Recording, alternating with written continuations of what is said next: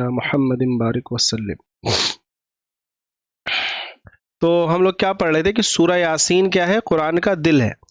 تو سورہ یاسین کے جو مضامین ہیں وہ کیا ہے؟ آخرت پہ زیادہ ان کا فوکس ہے، اور ان کو ڈرایا گیا ہے، اور پھر پورے سلسلے وار وہ چیزیں بیان کی گئی ہیں کہ اللہ تعالیٰ کیسے جو ہے جب تم ہڈی ہو جاؤ گے، جب تم بوسیدہ ہو جاؤ گے، کہ کیسے تمہیں اٹھائیں گے۔ اور جو کفار اور مشرکین کی طرف سے اشکال ہوا کہ کیسے ہم لوگ اٹھائی جائیں گے بھائی، ہیں؟ ہم تو ہڈی ہو جائیں گے، ہیں؟ تو اللہ تعالیٰ نے کیا کہا؟ اللہ تعالیٰ کے لیے سب چیزیں کوئی مشکل نہیں ہے۔ کیوں نہیں مشکل ہے؟ انما امرہ اذا اراد ان یقول لہ کن فیکن۔ اس کے لیے تو معاملہ یہ ہے کہ وہ تو بس سن فیکن کر دیتا ہے، ہو جاتا ہے معاملہ۔ اور پھر اللہ تعالیٰ نے اور مثالیں بھی دیں اس میں، اور بہت ساری چیزوں کے ذریعے سے جو حقائق ہیں کہ پہلے بھی پیدا نہیں تھے، تم کو کیسے پیدا کیا گیا ہے، جو تم کو کچھ نہیں تھے تو پیدا کرنے پہ قادر ہے، وہ تم کو دوبارہ پیدا کرنے پر بھی قادر ہے، وغیرہ وغیرہ۔ تو آخرت کے تعلق سے اس میں اصل مضمون بیان کیا گیا۔ آخرت ایک ایسا تصور ہے، ایسا عقیدہ ہے جو انسان کو برائی سے بچنے اور نیکی پر چلنے کی کیا کرتا ہے؟ اندر سے ایک طاقت فراہم کرتا ہے۔ ہاں؟ برائی سے بچنے اور نیکی پر چلنے کی طاقت کس سے؟ اس عقیدے کے ذریعے سے بھی آتی ہے کہ بھائی اللہ کے یہاں جائیں گے تو اللہ کے ہمیں جواب دینا پڑے گا، اچھا کام کریں گے تو جنت ملے گی، نہیں اچھا کام کریں گے تو جہنم رسید ہو جائیں گے۔ لہذا کیا ہے؟ ہمیں اپنے آپ کو سیدھے راستے پر بنا کے رکھنا ہے نا۔ تو آخرت کے تصور سے انسان کے زندگی میں اصلاح ہوتی ہے۔ اور دل بھی کیا ہے؟ دل انسان کے جسم کا وہ لوتھڑا ہے جو اگر صالح ہے تو پورا کا پورا پوری باڈی کیا ہے؟ وہ صالح ہوتی ہے اور نیک ہوتی ہے، جیسے کہ حدیث سے پتہ چلتا ہے، حدیث سے۔ اور اگر اس میں کوئی فساد یا خرابی آ گئی تو پھر کیا ہے؟ پوری کی پوری باڈی ہماری کیا ہے؟ خراب ہو جائے گی، خراب ہو جائے۔ تو امام غزالی نے جو یہ بات ہے سورہ یاسین کو قرآن کا دل کیوں کہا جاتا ہے، اس پر تھوڑی سی یہ بات کہی جو میں نے آپ کے سامنے رکھی۔ تو سمجھ میں بات آئی کتنی امپورٹنٹ سورت ہے سورہ یاسین؟ ہاتھ کے بغیر زندگی ہے نا، لیکن دل کے بغیر زندگی نہیں ہے نا۔ تو سورہ یاسین کو بھی ہمیں اپنی زندگی میں شامل کرنا ہے۔ اب اس مثال سے کوئی یہ نہ سمجھے کہ سورہ یاسین کو ہی ہمیں شامل کرنا ہے، باقی کو ہمیں سائڈ کر دینا ہے، کیونکہ دل تو بہت ضروری ہے اور ہاتھ نہ رہے تو چلے گا، تو اس کا مطلب یہ کہ باقی چیزوں کو تھوڑی گنجائش ہے، یہ مطلب نہیں ہے۔ اس کا مطلب سورہ یاسین کی فضیلت بتانا ہے، دوسرے کو کم کرنا نہیں ہے نا۔ دوسرے سورت کی بھی اپنی اپنی فضیلت ہے، اپنی اپنی اس کی وہ ہے۔ بعض دفعہ یہ افراط اور تفریط ہوتی ہے کہ ہم لوگ قرآن کریم میں کچھ سورتوں کا انتخاب کر لیتے ہیں اور اپنی زندگی میں انہی کی تلاوت زیادہ کرتے ہیں، یا بعض جگہوں کا یا بعض لوگوں کا معمول ایسا ہو جاتا ہے کہ وہ 16 سورہ یا 5 سورہ یا اس طرح کی کچھ سورتوں کا مجموعہ ہوتا ہے، اور انہی سورتوں کو اپنے گھر میں رکھتے ہیں، اگرچہ قرآن بھی ان کے گھر میں رہتا ہے، لیکن ان کی جو مطالعہ ہوتا ہے، ان کا جو روزانہ کی تلاوت ہوتی ہے، وہ صرف ان 16 سورہ یا 5 سورہ یا 26 سورہ جو بھی اس طرح سے ہے انہی کے ارد گرد رہتی ہے، جو کہ صحیح نہیں ہے نا۔ ہمیں ایسا نہیں ہے کہ کسی سورت کی فضیلت اگر ہے تو ہم دوسری کو پکڑ لیں، دوسرے کو چھوڑ دیں، نہیں، آپ اس کی اہمیت کو سمجھتے ہوئے اس پہ زیادہ جمیں جیسا آپ صلی اللہ علیہ وسلم نے کیا، اور باقی قرآن کو بھی دل سے لگائے رکھیں اور اس کو بھی عمل کرنا، اس کو ہم حصہ بکرا نہیں کر سکتے ہے نا، حصہ بکرا نہیں کر سکتے۔ ہاں، ایک نقطے کو بھی ہم حصہ بکرا قرآن کا نہیں کر سکتے نا۔ ہاں، یہ سورہ یاسین کی فضیلت اگرچہ ہے، خدا آپ صلی اللہ علیہ وسلم نے اس کو قرآن کا دل کہا۔ ٹھیک ہے، یہ بات سمجھ میں آئی؟ آگے بڑھیے، دیکھیے کیا فضیلت ہے۔ حضرت ابو ذر رضی اللہ تعالیٰ عنہ سے روایت ہے کہ جس مرنے والے انسان کے پاس سورہ یاسین پڑھی جائے تو اس کی موت کے وقت آسانی ہو جاتی ہے نا۔ تو کیا مطلب ہوا کہ جس کی طبیعت ایسی خراب ہو گئی، آپ کو پتا ہے کہ اب یہ مطلب بالکل لاسٹ چل رہا ہے، اب بالکل سیریس معاملہ ہے، اگرچہ یہ نہیں کنفرم ہے کہ بھائی کوئی نہیں جانتا ہے موت کا وقت، بعض دفعہ ہوتا ہے کہ انسان سوچتا ہے کہ یہ تو گئے، روح قبض ہو گئی، لیکن وہ پتہ چلتا ہے کہ وہ کہیں جسم میں رمق باقی ہے، اور پھر وہ جو دھیرے دھیرے دھڑکن تھی وہ دھیرے ہوتے ہوتے پھر ٹھیک ہونے لگا، اور پھر انسان ہوتے ہوتے ہوتے وہ جم جاتا ہے، ٹھیک ہو جاتا ہے، 10 12 سال 15 سال 25 سال اور جیتا ہے۔ ایسے امکانات ہیں، لیکن جہاں پہ آثار سے ایسا دکھے، ظاہراً ایسا دکھے کہ ہاں یار معاملہ خراب ہے، تو وہاں پر کیا کرنا چاہیے؟ سورہ یاسین کی تلاوت کرنی چاہیے۔ اب یہ ضرورت نہیں ہے، ضروری نہیں ہے کہ آپ وہاں پہ بیچارہ جو اس حالم میں ہے اب اس کے سامنے آپ زور سے چلا چلا کے پڑھیں، ہے نا، لیکن کیا آپ اپنے پاس میں رکھ کے دھیرے دھیرے، اگر وہ سن رہا ہے اور اس کو سننے میں چاشنی آپ کو محسوس ہو رہی ہے، تو آپ تھوڑا سا مطلب چلا کے نہیں، بس تھوڑی تیز آواز کی اس کے کان میں جا رہی ہے، آپ پڑھ سکتے ہیں۔ لیکن اگر ایسا لگ رہا ہے کہ نہیں ابھی پڑھیں گے تو ایسا نہ ہو کچھ غلط ری ایکشن ہو جائے، وہ سن لے، کہیں کہ ہٹو ہٹو یہ کیا پڑھ رہے ہو وغیرہ وغیرہ، تو پھر کیا ہے، اتنی سلو آواز میں پڑھیے کہ ان کو ڈسٹرب نہ ہو، ہے نا۔ لیکن کیا ہے، پاس میں پڑھنے سے مرنے والے کی جو کیا ہوتی ہے، اس میں روح جو قبض ہوتا ہے اس میں کیا ہوتی ہے، آسانی، بہت تکلیف ہوتی ہے، بہت تکلیف ہوتی ہے۔ اللہ تعالیٰ ہی بہتر جانتا ہے، اور جو لوگ اس حالت سے گزرتے ہیں، گزر چکے، اور وہ جو روایات سے پتہ چلتا ہے کہ جب کسی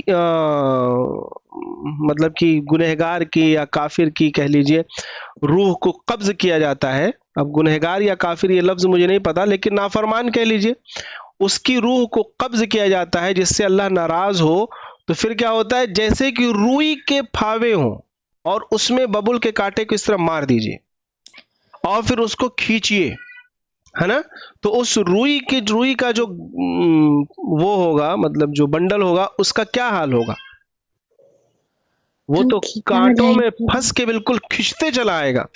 تو جب اس طرح کے لوگوں کی روح جو جن سے اللہ ناراض ہوتا ہے، تو کیا ہوتا ہے، ان کی روح کہ ایسے ہی انہیں تکلیف ہوتی ہے، ان کے جسم سے جب روح فرشتے کھینچتے ہیں تو۔ اور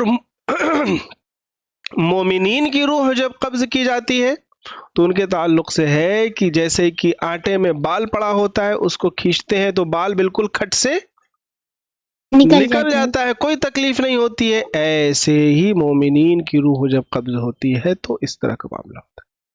اللہ تعالیٰ سے دعا کریں کہ اللہ تعالیٰ ہم سب کی روحوں کو مومنین کی روح کی شکل میں قبض کرے، اور اپنے پاس بھی اپنی رضامندی والی حالت میں ہمیں اپنے پاس بلائے اور اپنے سامنے حاضری کی توفیق عطا فرمائے۔ اب یہاں پہ ایک بات یاد آ گئی ہے، تو اس کو بھی انشاءاللہ آخر میں ہم لوگ کر لیں گے، دعا ہے نا۔ یہ دیکھیے آخری سلائڈ، اگلی سلائڈ میں دعا ہے، تو دعا سے بات یہ یاد آ گئی ہے کہ معارف القرآن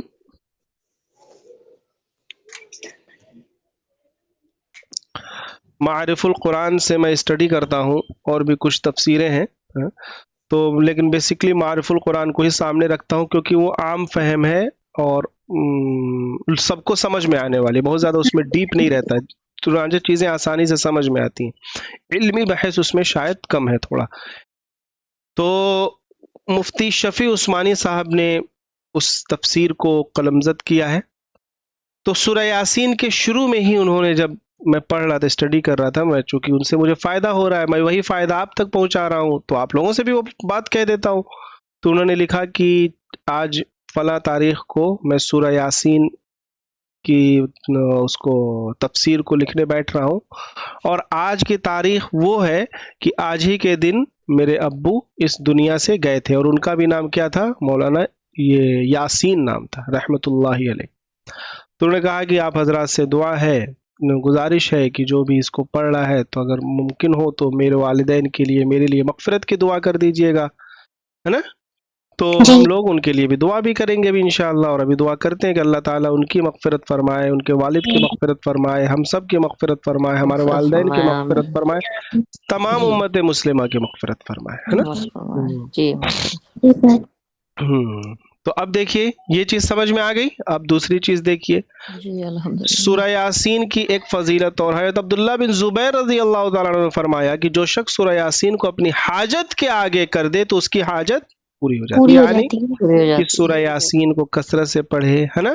سورہ یاسین کو کسی خاص پس منظر میں پڑھ رہا ہے وہ، ہے نا. بس کہ خاص کہ میں سورہ یاسین پڑھ رہا ہوں، پھر پڑھ کر کے اللہ سے دعا کرے کہ اللہ تعالیٰ یہ چیز میں چاہتی ہوں، یہ میری یہ تھوڑی پریشانی، اللہ تعالیٰ اس کو سن لیجئے. تو اللہ کی ذات سے امید ہے کہ سورہ یاسین کی برکت سے اللہ تعالیٰ اس کی وہ حاجت بھی پوری کر دیں گے، کریں گے، ہے نا، پوری کر دیں گے. لیکن یہاں پہ وہ بات بھی یاد رکھنی چاہیے کہ جو اس طرح کی حدیثیں آتی ہیں تو اس کا مطلب یہ کہ اللہ کی ذات سے امید ہے، لیکن یہ بھی ممکن ہے اللہ تو کرے گا، ہمیں 100% امید ہے، لیکن بعض دفعہ اللہ تعالیٰ کی حکمت ہم سے بڑی ہے، اور اللہ تعالیٰ جان رہا ہے کہ یہ جو چیز مانگ رہا ہے یہ اس کے حق میں نفع بخش نہیں ہے، تو اللہ تعالیٰ بعض دفعہ بندے کی خیر کے لیے اس چیز کو نہیں دیتے ہیں. ہم سوچتے ہیں کہ مل نہیں رہی، ہم فلاں چیز چاہیے، فلاں چیز چاہیے، فلاں چیز چاہیے، فلاں رشتہ یا کچھ بھی، اللہ میں یہ جان ہے کہ رشتہ ہوگا تو خراب ہو جائے گا، یا کوئی بھی بات. اللہ کی حکمت ہے، وہ ہم سے زیادہ جانتا، ہم سے کیا مطلب، وہی جانتا ہی، ہم لوگ تو کچھ نہیں جانتے. وہی علیم وسع کل شیء علما، ہر ایک طرح کا علم اسی کے پاس ہے نا.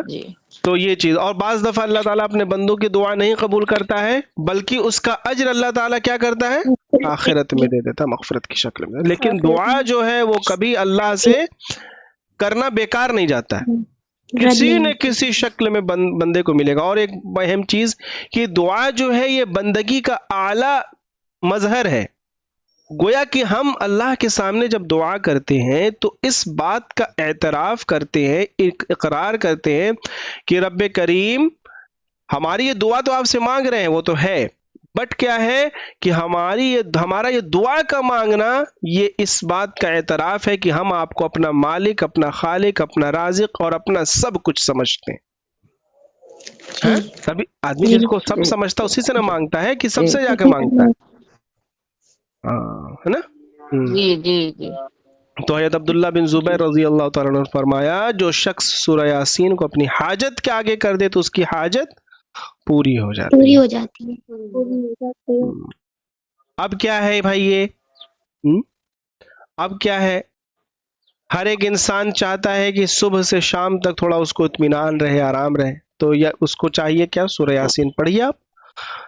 یحییٰ بن کثیر نے فرمایا کہ جو شخص صبح کو سورہ یاسین پڑھ لے وہ شام تک خوشی اور آرام سے رہے گا، اور جو شام کو پڑھ لے صبح تک خوشی میں رہے گا. اور فرمایا کہ مجھے یہ بات ایسے شخص نے بتلائی جس نے اس کا تجربہ کیا ہے نا. مطلب یہ حدیث نہیں ہے، یہ حدیث کے الفاظ نہیں ہیں، لیکن بزرگ کے قول ہیں، مطلب یہ ان کا ذاتی ایکسپیرینس ہے تو انہوں نے نقل کر دیا اس کو جو ہے نا. تو یہ ایکسپیرینس آپ بھی کر کے دیکھ لیجئے کہ ہے واقعی میں نہیں ہے. صبح شام، صبح میں سورہ یاسین پڑھیے، شام میں سورہ یاسین پڑھیے. اچھا، آرام سے رہنے کا مطلب کیا ہے، لائٹ نہیں کٹے گی، اے سی آن رہے گا، یہی مطلب ہے. کون رہے گا، کیا مطلب ہے، مطلب یہ کہ نہیں یار ہم تو سورہ یاسین پڑھے تھے تب بھی لائٹ کٹ گئی، سر سکون رہے گا. ہاں اطمینان قلب رہتا ہے، ہاں اطمینان قلب رہسان ہوگا. اور ایک طرح سے کہہ رہے ہیں اللہ تعالیٰ کی مدد شامل حال رہے گی. اطمینان قلب کا مطلب کیا، اللہ کی مدد شامل حال رہتی، اللہ کی. ہاں. ایک آیت ہے اس میں اللہ نے اس نعمت کی طرف اشارہ کیا، خاص اطمینان قلب کی طرف، اور وہ کس کے لیے خاص تھی، وہ یہ تھی کہ میدان کارزار میں ایک طرف اللہ کے انکار کرنے والے، کفر کرنے والے لوگ تھے جو اس پہ آئے تھے، ایک طرف مومنین کی جماعت تھی جہاد پہ، کفر پوری اپنی طاقت کے ساتھ تھا، سب کچھ تھا. ہونا یہ چاہیے تھا کہ مسلمانوں کے اندر کیا ہوتی، گھبراہٹ ہوتی. اللہ نے کہا ہے کہ مطلب جس کا خلاصہ یہ ہے کہ اللہ تعالیٰ نے مومنین کو ایسی اطمینان کی نیند اور اطمینان قلب عطا فرمایا کہ انہیں ان چیزوں سے فرق نہیں پڑ رہا تھا. تو اطمینان قلب بھی ہونا، اب حالت تو وہ ڈینجر تھی نا بھائی، آپ میدان کارزار میں ہیں، جنگ چل رہی ہے، سامنے کا دشمن آپ سے کئی گنا طاقتور ہے، گھبراہٹ ہونا فطری چیز ہے جی. گھبراہٹ اب تو ہم ختم کر دیے جائیں گے، لیکن کیا ہے، مومنین کے دل پہ اللہ تعالیٰ کی طرف سے کیا ہوا تھا، سکینت نازل ہو گئی تھی. تو کیا ہے، اطمینان قلب بھی اللہ کی بہت بڑی نعمت ہے. اطمینان قلب کا مطلب یہ نہیں سمجھنا چاہیے کہ نہیں سب کچھ صحیح ہوتا رہے گا. نہیں, اطمینان قلب کا مطلب یہ کہ حالت جیسی بھی ہو بٹ آپ کو اطمینان اور اللہ سے جڑاؤ آپ کو مل رہے گا, ہے نا. جی دلی سکون. ورنہ دلی سکون چھن جاتا ہے تو پھر کیا ہوتا ہے, سب چیز ہونے کے باوجود دماغ میں خلفشار رہتا ہے, ٹینشن رہتا ہے. کھانے میں نمک تھوڑا سا کم ہو گیا, اس پہ جھنجھلاہٹ ہو جائے گی, وہ بھی دلی ایک نمک آپ کا دل کا سکون چھین لیتا ہے. چھوٹی سی چیز آپ کے دل کی سکون کو چھین لیتی ہے. اور بعض لوگ ایسے ہوتے ہیں کہ بڑے بڑی چیزیں ہو جاتی ہیں لیکن مضبوطی کے ساتھ جمے ہوتے ہیں اللہ کی بندگی کے ساتھ, ہے نا. اطمینان ہوتا ہے. اطمینان قلب بہت بڑی نعمت ہے. اور یہ جتنا رشتہ اللہ سے بندے کا مضبوط ہوتا ہے, یہ اطمینان قلب یہ اتنا ہی زیادہ جو ہے وہ دنیا میں اور اس کی زندگی میں دکھتا ہے. ٹھیک ہے جی. دیکھیے اور کچھ بھی ہے. سورہ یاسین کے جو نام دیکھیے کیا ہے, معمہ یعنی اپنے پڑھنے والے کے لیے دنیا و آخرت کی خیرات و برکات عام کرنے والی سورت ہے نا. جی. ہے نا. مدافعہ اپنے پڑھنے والے سے بلاؤں کو دور کرنے والی سورت, یہ نام ہے اس کے. سورت القاضیہ, یہ نام اصل میں کچھ اسرائیلی روایات کے ہیں اور کچھ خود حدیث سے بھی اس طرف اشارہ ملتا ہے صحابہ کے اقوال کے ذریعے, ہے نا. لیکن قرآن کا اصل نام تو یہ سورہ یاسین ہے جو فیمس ہے, اسی سے یہ سب نام آپ کو ملیں گے نہیں. لیکن اس کے یہ بھی کہا جاتا ہے, ہوتا ہے نا کہ یہ اس کے یہ فائدے ہیں. یہ جو سورہ ملک میں سورہ ملک نام ہو گیا, اب سورہ ملک منجیہ بھی ہے. نجات کیوں منجیہ ہے؟ کیونکہ اس کے صفت کی وجہ سے, اس کی صفت ہے نجات دلانے والی صورت, ہے نا. اسی طرح سے یہ سب اس کی صفت کہہ سکتے ہیں. اس کو سورۃ القاضیہ بھی کہا گیا ہے, یعنی حاجات کو پورا کرنے والی, جیسے کہ ابھی ہم لوگوں نے اس سے پہلے پڑھا ہے. سورۃ المدافعہ یعنی اپنے پڑھنے والوں کو بلاؤں سے دفع کر دیتی, بلاؤں کو دفع کر دیتی, ہے نا.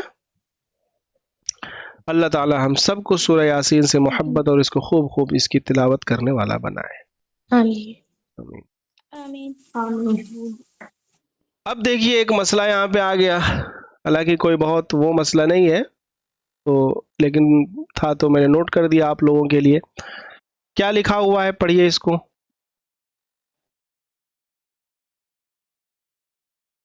کون پڑھے گا, پڑھیے. امام مالک نے اس کو اس لیے پسند نہیں کیا کہ ان کے نزدیک یہ اسماء عالیہ میں ہے, اسماء اور اس کے الہیہ, صحیح معنی معلوم, اسماء الہیہ, اسماء الہیہ میں سے ہے, ہاں اسماء الہیہ میں سے ہے اور اس کے صحیح معنی معلوم نہیں. اس لیے ممکن ہے کہ کوئی ایسے معنی ہو جو اللہ تعالی کے ساتھ مخصوص ہیں, جیسے خالق, رازق وغیرہ. البتہ اس لفظ کو یاسین کے رسم الخط سے لکھا جائے تو یہ کسی انسان کا نام رکھنا جائز ہے. ہاں, اب کوئی سورہ یاسین کا جو نام ہے, سورہ یاسین جو اس کا یاسین لفظ ہے نا, تو یاسین لفظ کی وجہ سے بعض لوگوں کے نام کیا یاسین رہتے ہیں, بہت سارے لوگوں کے, میرے جاننے میں کچھ لوگوں کے بھی ہیں. تو اب ان کا نام بدلوانے آپ مت جائیے گا, ہے نا, وہ رکھ گیا.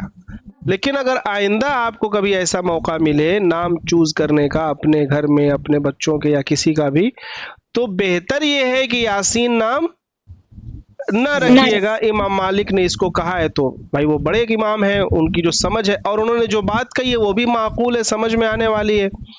کیونکہ یاسین حروف مقطعات میں سے ہیں. یاسین کیا ہے, حروف جیسے الف لام میم ہے, حامیم ہے, ویسے یاسین ہے.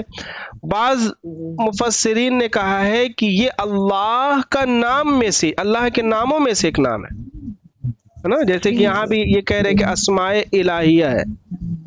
اب اس کا صحیح معنی تو پتہ نہیں ہے, تو اللہ کے بہت سارے نام ایسے ہیں جس کو ڈائریکٹ آپ کسی کا نام نہیں رکھ سکتے, جیسے خالق ہے, رازق ہے نا, عبد الخالق رکھ سکتے ہیں, عبد الرازق رکھ سکتے ہیں. لہذا یاسین بھی نہ رکھا جائے, بہت سارے نام ہیں اس طرح سے. ہاں, اگر کوئی یاسین کو اس طرح سے لکھا ہوا ہے جیسے یہ ہے, دکھ رہا ہے نا, یاسین اردو میں لکھا ہوا, تو ٹھیک ہے رکھ سکتے ہیں. لیکن میں پھر بھی کہوں گا کہ کیا ضرورت ہے، اور سب نام ہے اس میں رکھیے، اچھے نام، اچھے میننگ فل نام رکھیے. بہتر یہی کہ نہ رکھا جائے. ہاں بیٹر یہ ہے کہ نہ رکھا جائے، کوئی رکھ لے تو کوئی حرام کام نہیں ہے، اچھی ہی بات ہے قرآن کی صورت، لیکن بیٹر ہے کہ نہ رکھیے. مجھ سے پوچھیے گا تو میں یہی کہوں گا کہ یہ امام مالک کا یہ قول مجھے صحیح لگ رہا ہے نا. جی ٹھیک ہے، اتنی بات سمجھ میں آئی؟ جی الحمدللہ. اچھا الحمدللہ. تو کیا کیا باتیں ہو گئیں، کیا کیا باتیں ہو گئیں سورہ یاسین کی فضیلت کے تعلق سے؟ سورہ یاسین کیا ہے؟ قرآن کا دل ہے. ہاں، قرآن کا دل کیوں کہا گیا؟ امام غزالی نے اس کی کیا تھوڑی سی عقلی تفسیر، عقلی بات بتائی، کوئی بتائے؟ کیونکہ اس میں آخرت کی باتیں زیادہ ہیں اور آخرت کی طرف توجہ دلائی گئی ہے، اور آخرت کا عقیدہ ایسا ہے جو انسان کو برائیوں سے روکتا ہے، نیکیوں پر جماتا ہے نا. جس طرح سے انسان کا دل وہ جسم کا ایسا لوتھڑا ہے جو صحیح ہو تو انسان صحیح ہوتا ہے، آخرت کا عقیدہ بھی انسان کی زندگی کو صحیح کرنے کے لیے ضروری ہے نا. اسی طرح سے جس طرح سے انسان کا دل انسان کے جسم کو صحیح رکھنے کے لیے ضروری ہے. اگر وہ خراب تو پورے انسان کا جسم خراب، اور انسان کا دل اچھا تو اس کی پوری جسم اچھا ہے نا. تو اس طرح سے یہ دل کی فضیلت یہ بتائی گئی. دوسری چیز کیا تھا کہ جب کوئی انتقال ہو رہا ہے تو اس کے پاس بھی آپ سورہ یاسین پڑھیے، تاکہ اس کی موت میں کیا ہو، آسانی ہو. چلا کے نہ پڑھیے، کوئی نہیں ضروری ہے چلا کے پتہ چلے وہ بیچارہ اس کو آسان ہو، تکلیف آپ کے چلانے سے ہو یا کسی اور میں ہو اور کچھ کہہ دے. اطمینان سے اچھے سے پڑھیے نا، سکون سے پڑھیے. اور پھر کیا ہے، کوئی حاجت وغیرہ ہے اس کے تعلق سے بھی ہے کہ آپ اس کو پڑھ کر کے دعا کر سکتی ہیں اللہ تعالیٰ سے. امید ہے کہ آپ کی حاجت پوری ہوگی. اور یہ لیکن یہاں پہ خاص یہ رکھنا چاہیے کہ اللہ کا علم بڑا ہے، اللہ کی مصلحت بڑی ہے، اور اللہ کی ذات سے امید ہے کہ ہماری وہ دعائیں اللہ تعالیٰ ضرور سن لے گا. لیکن اللہ کے علم سے امکان یہ بھی ہے کہ اللہ بہتر جان رہا ہے کہ نہیں یہ تمہارے حق میں بہتر نہیں ہے، لہٰذا وہ کیا کرے گا، اس کو ہو سکتا ہے روک لے. تو اگر روک لے تو صبر، مل جائے تو شکر ہے نا. شکر یہ مومن کے لیے کیا ہے، صبر اور شکر، ملنا اور نہ ملنا یہ دونوں مومن کے لیے کیا ہے، خیر ہی خیر ہے نا. چت بھی اپنی اور پٹ بھی اپنی. کیا ہی زبردست شان ہے مومن کیا ہے نا. صبح شام سورہ یاسین پڑھنے کے تعلق سے یہاں بتایا گیا، انشاءاللہ ہم سب پڑھیں گے. اور پھر کچھ نام بتائے گئے ہے نا.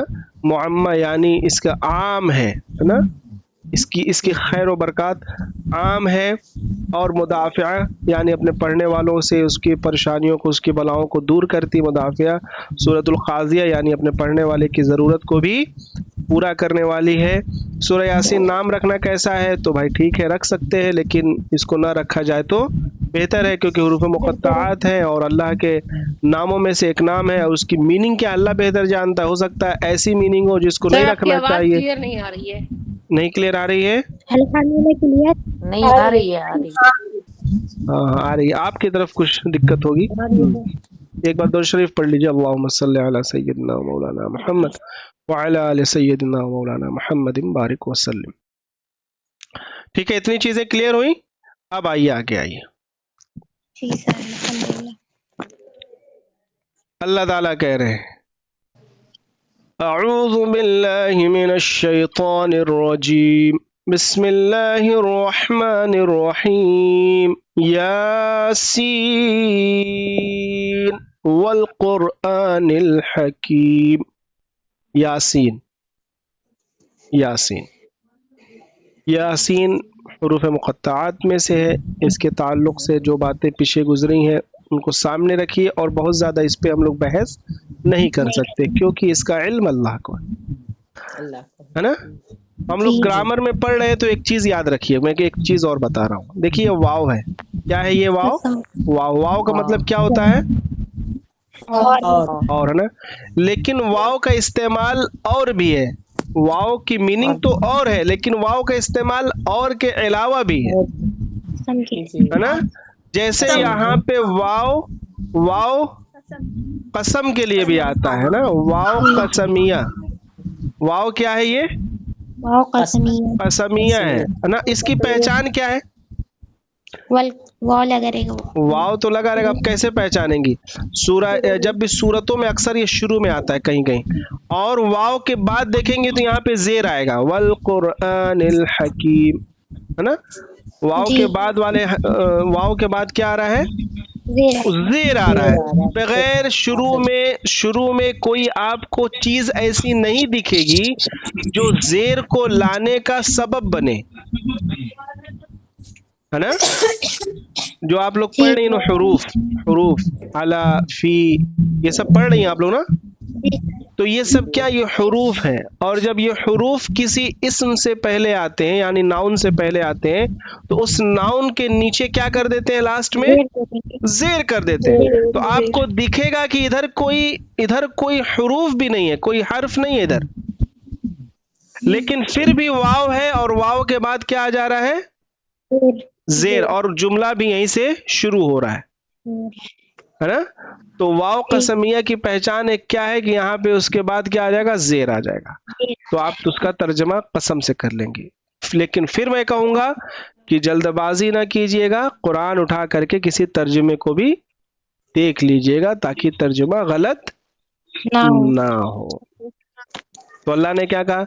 یاسین والقرآن الحکیم، قسم ہے اس پکے قرآن کی، ہے نا، حکمت والے قرآن کی. حکیم، حکمت والا قرآن، ہے نا، حکمت والا قرآن. اور قرآن اس لیے بہت سارے نام ہیں. ایک نام اس کا قرآن بھی ہے کیونکہ یہ بار بار پڑھنے کی وجہ سے، ہے نا. کیوں ہے یہ؟ بار بار پڑھنے کی وجہ سے. بار بار پڑھنے والی چیز ہے نا، رکھنے والی چیز نہیں ہے نا. بعض دفعہ کیا ہوتا ہے کہ قرآن کا احترام ہم بہت کرتے ہیں، ہر ایک مسلمان کرتا ہے نا جی. بھائی، سب احترام کرتے ہیں نا. ادھر پیر نہیں کریں گے، ادھر پیٹ نہیں کریں گے، ادھر یہ نہیں، ادھر وہ نہیں. ٹھیک ہے، کرنا چاہیے، ادب احترام ہونا چاہیے، نیچے نہیں ہونا چاہیے، ہے نا، اونچا رکھنا چاہیے تھوڑا تاکہ اس کی بے ادبی نہ ہو. لیکن اتنا احترام کہیں کہیں ہو جاتا ہے کہ اس کو خوب اچھے سے غلاف میں لپیٹ کے، خوب اچھے سے باندھ کے، اس کو خوب ٹائٹ باندھ کے اور خوب اوپر رکھ دیتے ہیں کہ نہ کبھی انسان وہاں بغیر سیڑھی لگائے پہنچ بھی نہ پائے، اور نہ کبھی وہاں پہنچے اور نہ پڑھے. اب وہ بیچارہ قرآن پڑھے وہ اوپر کہیں رک پہ پڑا ہوا ہے، اس پہ گرد آ رہی ہے اس کے غلاف پہ، وغیرہ وغیرہ وغیرہ، سب کیا ہے؟ پریشان ہوتی. ہاں، قرآن کی کیا ہے؟ یہ ادب نہیں ہے بلکہ کیا ہے؟ اور بے ادبی. تھوڑا سا مائک کسی کی کھٹ کھٹ کر رہا ہے، اس کو بند کر لیے، ہے نا. تو کیا ہے؟ قرآن کریم کو ہمیں ہمیشہ پڑھنا چاہیے، ہے نا. ہم لوگ جو یہ کورس بھی کر رہے ہیں وہ بھی اسی واسطے ہے کہ قرآن سے ہمارا ایک تعلق پیدا ہو. صبح شام پڑھنا چاہیے، روزانہ تلاوت کا ایک معمول بنانا چاہیے. انشاءاللہ ہم سب بنائیں گے، اگرچہ 1 صفحہ پڑھنا ہو، 2 صفحہ پڑھنا ہو، جتنا بھی پڑھنا ہو، لیکن روزانہ کا ایک معمول ضرور بنائیے. رمضان المبارک آ رہا ہے جس میں خاص طور سے قرآن سے اس کا تعلق ہے. رمضان میں ضرور ایک ختم کریں انشاءاللہ. اب دیکھیے قرآن کریم کی قسم کیا ہے نا، یاسین والقرآن الحکیم، قسم ہے اس پکے قرآن کی. کیا، کس کی قسم ہے؟ قسم کیوں؟ جیسے قسم ایک وجہ سے کھائی جاتی ہے، تو اس کو آپ لوگوں نے پڑھا ہوگا، انک لمن المرسلین.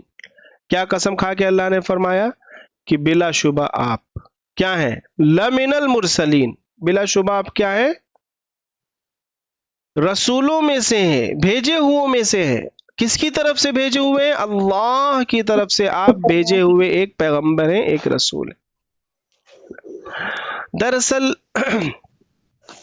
جو قریش تھے، خاص طور سے کفار مکہ تھے، وہ آپ صلی اللہ علیہ وسلم کے تعلق سے کیا پرچار کرتے تھے؟ پرچار کر رہے تھے کہ یہ تو نجومی ہے نا. کوئی کہتا تھا نہیں نہیں یہ تو جادوگر ہے. کوئی کہتا تھا نہیں نہیں نہیں نہیں یہ جو قرآن کو کہتے تھے کہ یہ جو پڑھ رہے ہیں یہ اپنے من سے گڑھ کے لائے ہیں. نعوذ باللہ، استغفر اللہ. کچھ نے یہ الزام لگایا کہ کوئی جنات یا کوئی بہت بڑا ان کے پیچھے وہ ایسا ہے جو آ کر کے ان کو یہ چیز دے دیتا ہے اور پھر یہ ہم لوگوں کو بتاتے ہیں. تمام طرح کا الزام ہے نا. تو اللہ نے کیا کہا؟ قرآن کی خود قسم کھا کے اللہ نے کہا کہ یہ سب بات جھوٹ ہے، اس کی کوئی حقیقت نہیں ہے، اس کی کوئی سچائی نہیں ہے، یہ سب الزامات ہے. اور قرآن کی بات سب سے پکی بات ہے، کیا ہے؟ انک لمن المرسلین، بلا شبہ، بلا شبہ. دیکھیں یہاں پہ انا کیا ہے؟ یہ بے شک، تحقیق، ایک لفظ ہے نا. یہ انا کے ساتھ یہ لام آ رہا ہے یہاں پہ. دیکھ، من المرسلین تو سمجھ میں آ رہا ہے، اس سے لام، من سے پہلے لام ہے نا، لا پلس من ہے نا، لا من، لا من مطلب لا منل، لا من مطلب لا منل. تو اب دیکھیے لام یہاں پر جو ہے یہ بھی انا کی وجہ سے آیا ہے. کیوں آیا ہے؟ انا کی وجہ سے. اب انا کے ساتھ جب لام آئے تو اس کا مطلب یہ کہ یہ تاکید کے ساتھ تاکید ہے، ڈبل تاکید ہو گئی، ڈبل تاکید ہو گئی. تو کیا فرمایا؟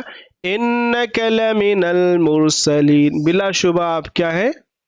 بالکل بالکل سچی بات یہ ہے کہ آپ اللہ کی طرف سے بھیجے ہوئے ہیں، اور یہ جو الزامات لگائے جا رہے ہیں ان کا کوئی سر پیر نہیں ہے نا. اور کیا ہے؟ علی صراط مستقیم، اور آپ کس پر ہیں؟ سیدھے راستے پر ہیں، ہے نا. مطلب کیا ہے؟ سیدھے راستے پر ہے. ادھر کا راستہ مطلب وہ راستہ نہیں ہے جو یہود نے اپنا لیا، کمی کر دی، توہین کر دی اپنے انبیاء کی، اپنے رسولوں کی، اس میں اپنے ان کے ذریعے سے لائے ہوئے دین کو انہوں نے کیا کر دیا؟ مسخ کر دیا، اپنے رسولوں کی بات نہیں مانی. یہود ایک طرف، دوسری طرف تفریط والا معاملہ ہے کہ وہاں پہ نصارہ عیسیٰ علیہ السلام کی اتنی عظمت، اتنا زیادہ ان کو کیا، اتنا سب بڑھایا کہ لے جا کر کے کیا کر دیا؟ نعوذ باللہ، اللہ سے ملا دیا. تو اسلام کیا ہے؟ دونوں چیزیں خراب نہیں، یہ درمیان کا راستہ ہے، صراط المستقیم. صراط المستقیم کا کیا ترجمہ، تفسیر آپ لوگوں نے سورہ فاتحہ میں بھی پڑھی ہے نا. ہاں، اور سورہ فاتحہ میں بھی پڑھی ہے. اور صراط مستقیم ہی وہ راستہ ہے جس پر کیا ہے؟ اللہ کا انعام نازل ہوگا، ہے نا. تو کیا فرمایا کہ جس کی دعا کی تاکید بتائی جا رہی ہے، وہ جس راستے کی تاکید یعنی اس کی دعا کی اہمیت بتائی جا رہی ہے کہ یہ دعا مانگنی چاہیے اہدنا الصراط المستقیم کے ذریعے، تو وہ چیز کیا ہے؟ وہ چیز خود آپ صلی اللہ علیہ وسلم کی زندگی میں پہلے سے ہے نا. سمجھ میں بات آ رہی ہے؟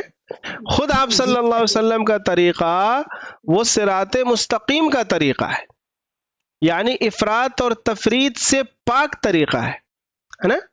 اور قرآن کریم میں جو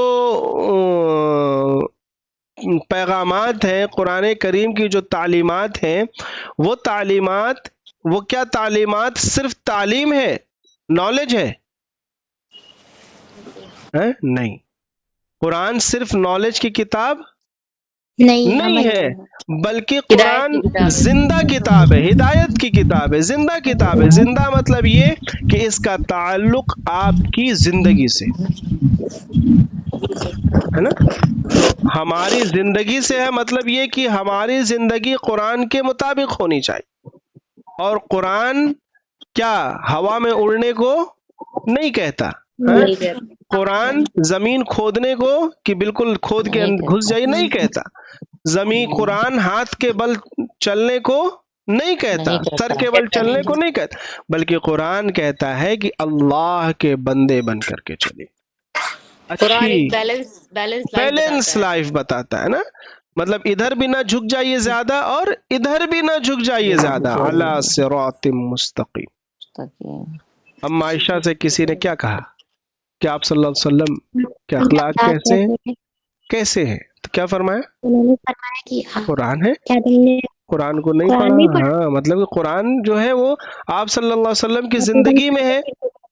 ہاں یہاں پہ ایک نقطہ اور آپ لوگوں کو جاننا چاہیے.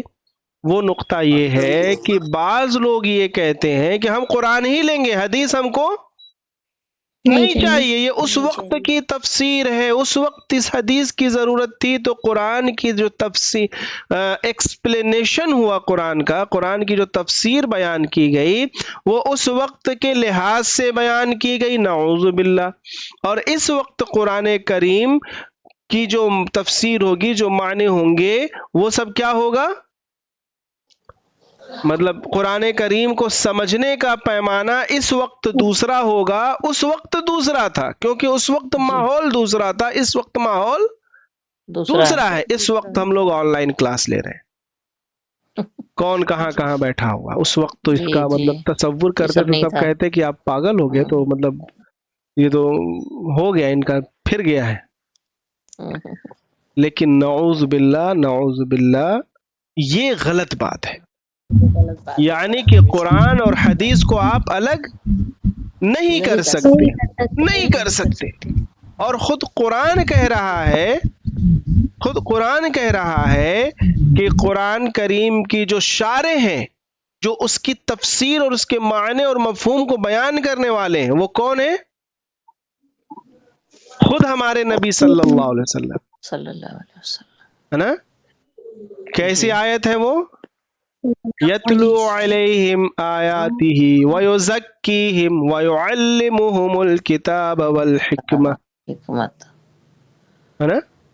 یتلو علیہم آیاتہ مطلب ان تک اللہ کی کتاب کی تلاوت کرتے، یعنی اس کی آیتوں کو پہنچاتے ہیں، اس کی تلاوت کرتے، ان تک اس کے بات کو پہنچا رہے ہیں، اس کی تلاوت کر رہے اس آیتوں کی، ہے نا. ویزکیہم اور ان کے دل کی صفیہ کر رہے ہیں، جو اندر بالکل جڑ گھسی ہوئی ہے برائی کی، اس کو کیا کر رہے ہیں؟ اس کو نکال رہے ہیں. وَيُعَلِّمُهُمُ الْكِتَابَ دوبارہ بتایا گیا، اور ان کو کتاب سکھلا رہے ہیں اور حکمت سکھلا رہے ہیں. تو دونوں دو بات ہوئی نا، تلاوت کا ذکر الگ ہے اور سکھلانے کا ذکر الگ ہے. ہاں مطلب اللہ نے خود کیونکہ آپ صلی اللہ علیہ وسلم کو اگر ہم الگ کریں گے نعوذ باللہ، تو پھر کیا ہے؟ قرآن کریم کے ذریعے سے کیا ہے؟ یضل بہ کثیرا ویہدی بہ کثیرا. قرآن کے ذریعے سے بہت سارے لوگ ہدایت بھی پاتے ہیں اور بہت سارے لوگ گمراہ بھی ہو جاتے ہیں. تو لہذا جو اگر حدیث کو الگ کریں گے، آپ کو الگ کریں گے، نبی صلی اللہ علیہ وسلم کو الگ کریں گے قرآن کو سمجھنے میں، تو پھر کیا ہے؟ ان کے حصے میں سوائے گمراہی کے کچھ نہیں آتا، ہے نا. لہذا حدیث بالکل ضروری ہے قرآن کو سمجھنے کے لیے، ہے نا. ہاں پھر اس کا ایک توسیع تو وہ ہے کہ کس طرح سے، وہ ہم لوگوں نے شروع میں ایک بار بات کی تھی کہ 6 پیرامیٹر ہیں، پھر اس کے علاوہ یہ ہے، پھر یہ ہے کسی بھی الفاظ کے معنی کو دیکھنے کے لیے کیسے اس کو سمجھتے ہیں، ہے نا. تو شاید آپ لوگ کو یاد ہوگا، آپ لوگوں نے نوٹ کیا ہوگا. سر کچھ بھول گئے، قرآن کی آیت سے اور ایک حدیث سے اور صحابہ تھے، پھر اس کے بعد جو ہے وہ عربی زبان بھی تھی، پھر اس کے بعد اس وقت کیا ترجمہ لیا جاتا ہے.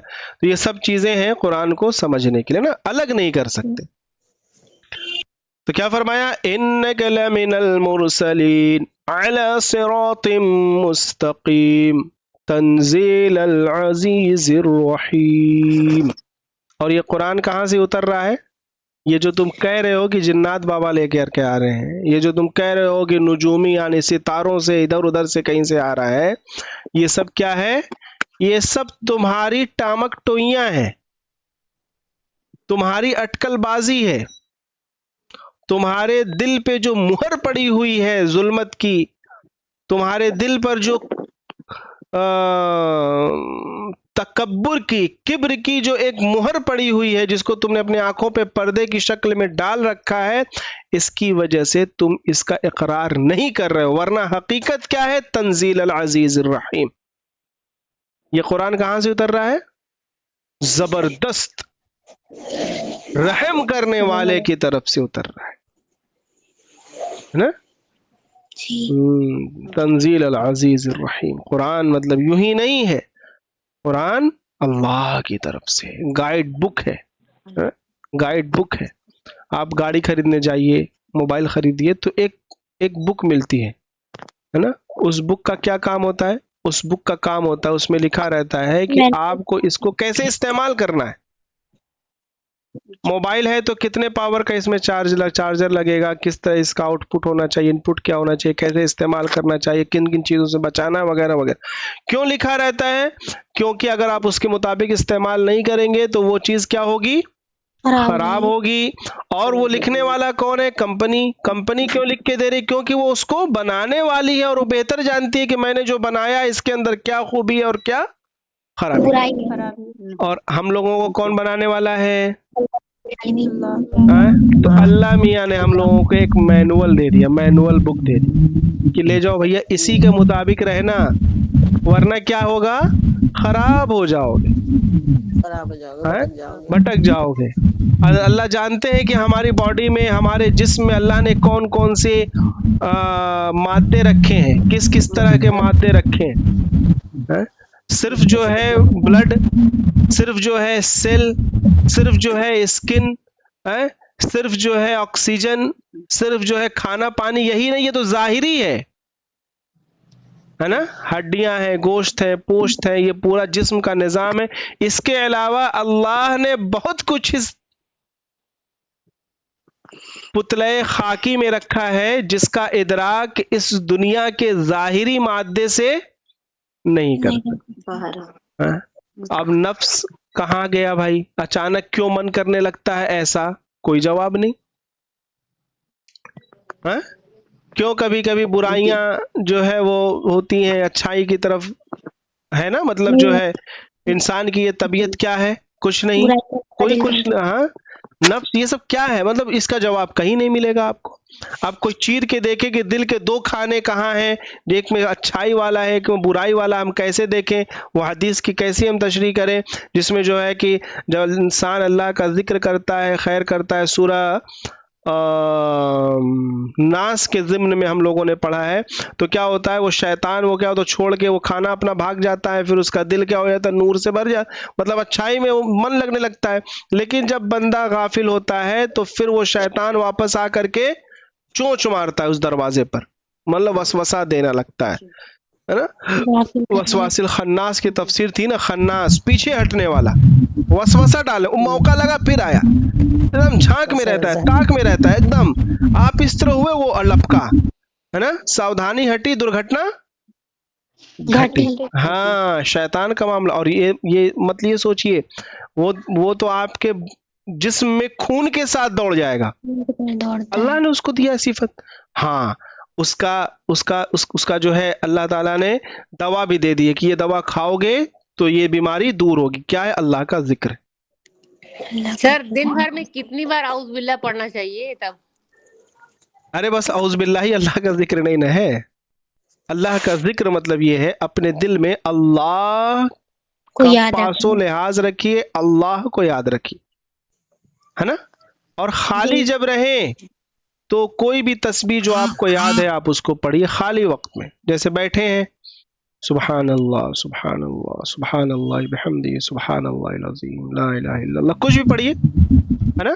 بیٹھے تو ان سب چیزوں سے کیا ہے گا؟ ان سب چیزوں سے دل میں وہ لیئر بنے گی، ہے نا. وہ لیئر پیدا ہوگی. وہ لیئر کیا کرے گی؟ وہ پروٹیکٹیو لیئر آپ کو شیطان کے وسوسے سے بچائے گی. اور جب آپ اپنے دل پر ایسے ہی زنگ لگنے دیں گے، سب چیز ایسے ہی ہونے دیں گے تو کیا ہوگا؟ شیطان آپ کے دل کو آ کر کے کیا کرے گا؟ اپنے شیطانی شکنجے میں کس دے گا. سمجھ میں بات آئی؟ تنزیل العزیز الرحیم، تنزیل العزیز الرحیم. تو یہ کدھر سے اترا ہے؟ یہ آیتیں کدھر سے آ رہی ہیں؟ زبردست رحم و کرنے والے اللہ کی طرف سے آ رہی ہے نا، ٹھیک ہے؟ اللہ تعالی ہم سب کو عمل کی توفیق عطا فرمائے. اور یہ 5 آیتیں ہم لوگوں نے پڑھی ہیں. آگے بھی کیا پڑھنے کی خواہش ہے یا انشاءاللہ اگلے ہفتے کیا جائے؟ اس کے آگے وہی ہے. اب ان لوگوں کا ذکر ہوگا، کفار اور مشرکین کا، خاص طور سے قریش کے تعلق سے ذکر آئے گا. لقد حق القول علی اکثرهم فهم لا یؤمنون. حجت تمام ہو گئی، دلیل آ گئی، باتیں واضح کر دی گئی ان کے سامنے، ہے نا؟ وہ ایمان لانے والے نہیں ہیں، وہ ایمان لانے والے نہیں ہے. انا جعلنا فی اعناقہم. وہ کیوں نہیں ایمان لائیں گے؟ کیونکہ ان کی حجت اور ان کی سرکشی ایسی بڑی ہوئی تھی کہ وقت کا رسول ان کے سامنے ہے، وہ اس کی بات نہیں سن رہے ہیں. انا جعلنا فی اعناقہم. ہم نے ان کی گردنوں میں کیا کر دیا؟ طوق ڈال دیا، ہے نا؟ فہی الی الاذقان. تو کیا ہے؟ ان کے ٹھوڑیوں تک کیا ہے؟ وہ پھنسے ہوئے. طوق کا مطلب کیا ہوتا ہے؟ گلے میں ایک وہ لوہے کا پٹا پہنا دیا. اور لوہے کا پٹا وہ کیسے پہنا دیا؟ اس طرح پہنا دیا، ٹھوڑیوں تک پھنسے، اس طرح پھنسے ہوئے، ہے نا؟ سمجھ بات آ رہی ہے؟ اس طرح سے. اب اس طرح سے جس کی گردن نیچے دیکھ پائے گا؟ نہیں، نیچے نہیں دیکھے گا، ہے نا؟ نیچے نہیں دیکھے گا. کیا ہوگا وہ؟ اب سامنے آپ کے گڈھا ہے، آپ جہنم کے گڑھے میں گرنے جا رہے ہیں، لیکن آپ کے کرتوتوں کی وجہ سے آپ کی گردن پہ ایسا طوق اللہ نے ڈال دیا ہے کہ آپ کی گردن اس سے نیچے ہوئے گی نہیں کہ آپ اس سے دیکھ پائیں اور اس سے بچیں. آپ جا کر کے گر جائیں گے، ہے نا؟ فہم مقمحون. ان کے ذریعے سے ان کے سر کیا الل رہے ہیں. یہ آخرت کی بھی سزا کی طرف اشارہ ہو سکتا ہے. وجعلنا من بین ایدیہم سدا. یہ تو ایک مثال دی گئی کفار کی، وہ ایمان جو نہیں لا رہے. وجعلنا من بین ایدیہم سدا. ان کے آگے اللہ نے ایک دیوار بنا دی. ومن خلفہم سدا. ان کے پیچھے ایک دیوار بنا دی. فاغشیناہم. اور ان کو کیا کر دیا؟ ڈھانپ دیا. فہم لا یبصرون. وہ دیکھ نہیں سکتے. اچھا، آپ کہیں گے کہ کیوں اللہ تعالیٰ ایسا کر رہے ہیں؟ کیا جواب ہوگا؟ حجت ہو چکی ہے تمام، جو بات ان کے سامنے واضح ہو گئی. جی. اور یہ چیز تقدیر والی بات ہے. تقدیر کیا؟ اللہ کا علم. مطلب اللہ جانتا ہے کہ اس بندے کے ساتھ کچھ بھی ہو جائے یہ ایمان نہیں لائے گا، تو اس کے حق میں وہی چیز لکھ دی گئی، وہی چیز اس کی لکھ دی گئی، ہے نا؟ تو پھر کیا ہو گیا؟ اللہ نے بھی گویا کہ ان کو ایسے ہی بنا دیا کہ وجعلنا من بین ایدیہم سدا ومن خلفہم سدا فہم لا یبصرون. وہ دیکھ نہیں سکتے. انا جعلنا فی وَسَوَاءٌ عَلَيْهِمْ أَأَنذَرْتَهُمْ أَمْ لَمْ تُنذِرْهُمْ فَهُمْ لَا يُؤْمِنُونَ. اور آپ ان کو ڈرائیے یا نہ ڈرائیے، کیا ہے؟ ان کو سب برابر ہے. سر یہ کافروں کے لیے تب دعا کرنا بیکار ہوگا. کیا دعا کریں گی؟ اللہ تعالیٰ سے دعا کہ اللہ تعالیٰ اگر ہدایت ان کی کے دعا. حق میں، ہاں اگر ان کے حق میں ہدایت ہے تو اللہ تعالیٰ ان کو ہدایت دے. بالکل یہ دعا کر سکتی ہیں. دیکھیے بیکار وہ آپ سمجھ رہی ہیں نا، ہو سکتا ہے کہ اللہ کے علم میں ہو کہ اس کو ہدایت ملنی ہے. سمجھ نہیں بات کو؟ یہ تو ان لوگوں کا تذکرہ ہے، خاص طور سے قریش کا اور کفار مکہ کا، کہ ان کے تعلق سے بھائی کفار مکہ میں اور قریش میں بھی تو ہوئی تو جلیل القدر صحابہ بھی ہیں، اصحاب رسول بھی ہیں، حضرت ابوبکر، حضرت عمر، حضرت عثمان، حضرت علی، خلفائے راشدین بھی ہیں. کون ہے؟ قریشی ہیں، اور وہ سب پہلے انہی کی طرح تھے. ایک وقت تھا نا. جی. تو اللہ نے توفیق دی. سب کی طبیعت ہوتی ہے، لیکن کچھ طبیعتیں ایسے جو جانتے ہیں کہ اللہ تعالیٰ ابو جہل کی طبیعت اللہ جان رہا ہے کہ یہ تو کبھی نہیں لائے گا ایمان، اللہ کا علم.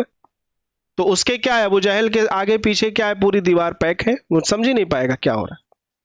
ابو لہب ہے، اسی طرح سے اور جو سرگنا تھے اور جو کفار مشرکین تو سب برابر ان کے لیے. ڈرائیے یا نہ ڈرائیے، وہ ہم لا یؤمنون. وہ کیا کریں گے؟ ایمان نہیں لائیں گے، ہے نا؟ تو یہ باتیں تھیں ان کے تعلق سے. اور کچھ اس میں اس طرف بھی اشارہ ہے اور یہ جو ہے یہ آخرت کے عذاب کی طرف بھی اشارہ ہو سکتا ہے کہ ان کو عذاب ایسا ملے گا کہ گردن اس طرح رہے گی، سر ابلتا رہے گا ہے۔ اور دنیا میں بھی اس کی تشبیہ دیکھیں تو ان کا گویا کہ ظاہراً تو ٹھیک ہے، لیکن حق کو قبول کرنے کے اعتبار سے ان کی طبیعت میں گویا کہ اللہ نے ایسے ڈال دیا ہے کہ ان کو نیچے دکھ ہی نہیں رہا ہے اور حق ان کے سامنے موجود ہے اور وہ ادھر ادھر پھر رہے ہیں۔ اللہ تعالی ہم سب کو عمل کی توفیق عطا فرمائے، راہ راست پر ڈالے۔ رمضان المبارک آ رہا ہے، ہو سکتا ہے اگلی کلاس ہم نہ لے پائیں، سفر میں رہیں گے، کوشش کریں گے لے بھی لیں۔ اللہ تعالی ہم سب کو قبول فرمائے، رمضان کے روزوں کی خوب خوب قدر کرنے والا بنائے، ہے نا، رمضان المبارک میں اس کے ہر ایک لمحے کی قدر کرنے والا بنائے۔ اور رمضان کے تعلق سے یہ سوچ رہا ہوں کہ 2-3 دن کا ایک شارٹ کورس ٹائپ کا ایک ڈیزائن کر دیا جائے، 1 گھنٹے کا، اور باقاعدہ اس کو مطلب لوگوں تک بھیج کر کے شیئر کر کے کہ جو کوئی اس میں شامل ہونا چاہتا ہے ان لوگوں کو شامل کر کے کچھ اس طرف کام کیا جائے تاکہ رمضان کی اور بھی جو ہے وہ مطلب کی ترغیب ہو۔ اور دوسری چیز جی